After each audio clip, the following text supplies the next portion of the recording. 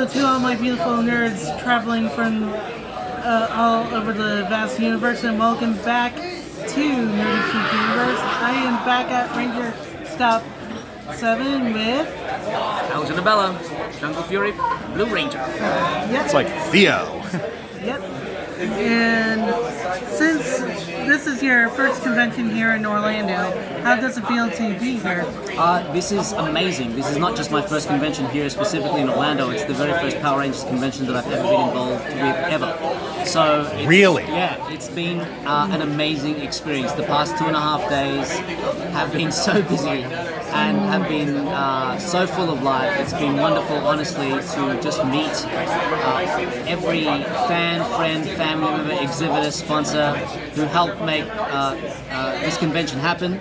And I've just loved hearing about everyone's stories and their generosity to their appreciation of the show and what it means to them. Yeah, well, to tell you the truth, I have not watched Jungle Fury yet. That's it. This interview's over. This interview's over. I have. Leaving. I have. Okay. I have. All right. Save you. She's working her way through the seasons I'm because trying to work through. It's a lot of viewing. It's a lot of viewing. Well, and also she fell out with what was it like? After Theo, I think. Yeah. No, we won't tell the Theo people. Yeah. It's all good. Oh no! It was like so around Turbo. Then you'd say. Yeah, because I was like, who are these people? I'm like, To be fair, that was the reaction of a lot of fans, but yeah, because you always grew up with the original. Of course, we all do. but she has since been working her way through. You're on Time Force currently Yes, I'm on because she Time also works full time. So Yeah, in addition to doing this, Yes, Yeah, right. because, teaching technology to other people like me takes a lot of time. Yeah, of course. as blind folks teaching them technology like that lovely braille sense you got right there. Huh? Yeah, It's amazing. I mean, Oroville. It's a laptop, but that braille display is the screen. That's amazing. Yeah. That's wonderful. yeah.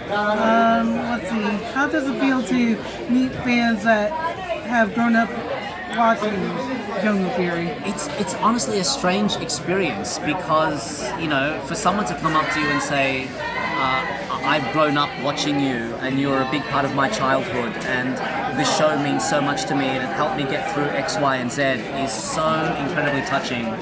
It's not something that you hear every day and, it makes you put things into perspective of how big this universe is and how global it is, the fandom and the loyalty of people who follow the show.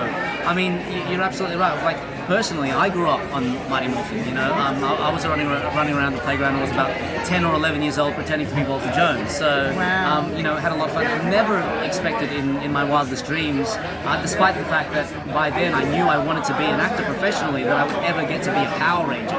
So it's been so much fun, and honestly, out of all the things that I've enjoyed most at the con, it's been that personal interaction of meeting people, of getting to chat with them, despite the fact that I'm a jabbermouth and I can end up speaking to someone for about 10-15 minutes, sometimes 20 minutes. I have to apologize to people waiting in line every 5 minutes, but I just want everyone to have their time, so it's been great. Of course.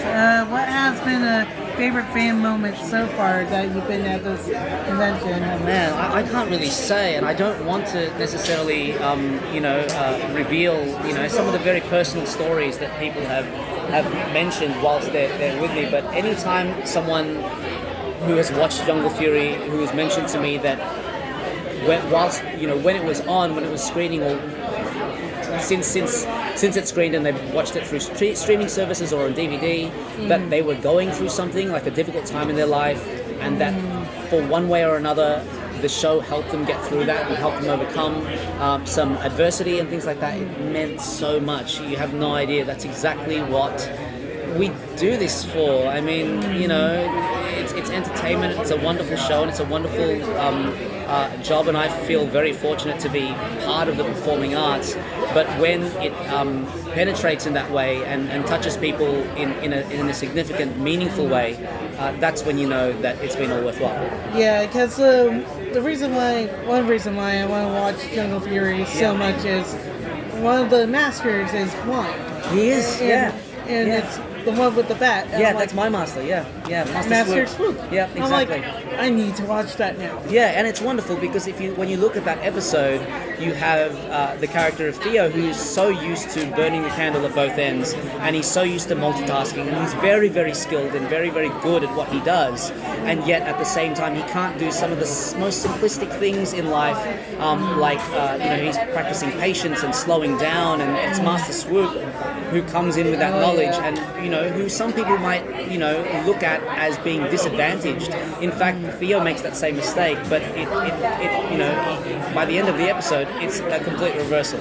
So I know a lot of people who I've spoken with over the past few days that they've said that particular episode means the most to them, just because of messages like that, but also it's such a fantastic episode. Gotcha. I better start watching it as soon as I can. All right. How did you audition for the role? It wasn't unlike any other acting job that I've ever auditioned for before, to be honest with you. It was a job that I went in for. I knew of the show. Obviously, I'd grown up on it. At the time that we were doing it, it was produced by Disney, and I had sort of experiences working for Disney prior to that.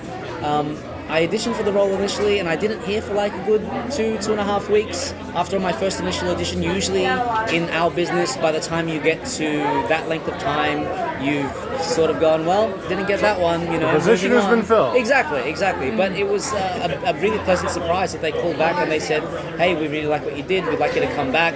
And from that point on, it really snowballed. It was very, very quick. We got to meet a couple of American producers, Bruce Kalish, one of the executive producers working for Disney. And then before I knew it, a few weeks later, I was in Auckland, New Zealand, going like this and like just looking around and being in awe of everything. And we were part of Power Rangers history. It was wonderful. Have you ever thought that you would be such an impact to so many people? I mean, I knew of the significance of being on a show like Power Rangers because I grew up on it and it inspired me and entertained me. And I love what I do professionally, and I try to make the most of that and be always aware of the fact that you can be watching a show like this at home and be having a really, really bad day, or going through something really troubling and watching a show like ours and being really inspired or empowered to overcome adversity, or even just sort of look at a piece of what is essentially entertainment and go, my life's not so bad. But the thing is that you don't really get the sense of that, I think, working for screen, because that response is not immediate. It's not until you get to these conventions that you actually get to meet people face to face and you get to hear that firsthand. And of course through social media and everything, people tag me on various things and mention that, but there's nothing like standing in front of someone and having a good old chat for about 20 minutes and discussing all of that. Right.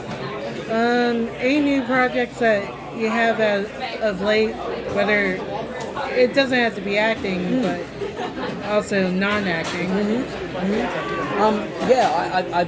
We took a little break to be here because it's been 11 years since we've done Jungle Fury Power Rangers, and I've never been to one of these cons, and I've always was curious, and I've always wanted to be here and experience this.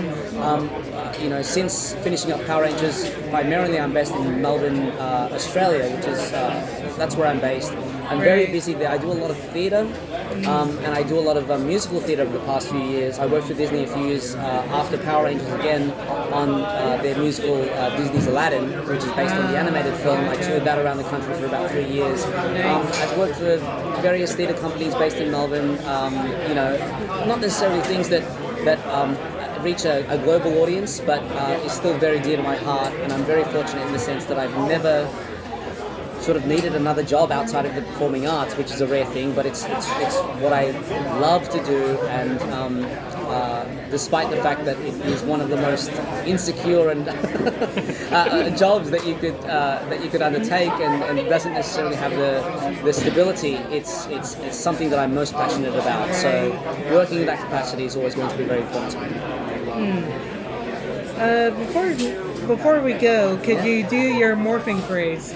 Oh yeah, sure. I mean, can we fit the morph on the? Yeah, we can. I just got to back it up a little bit. Yeah, back it up a bit, and I'm happy to do the morph for sure. I'll make sure that I've given myself enough space.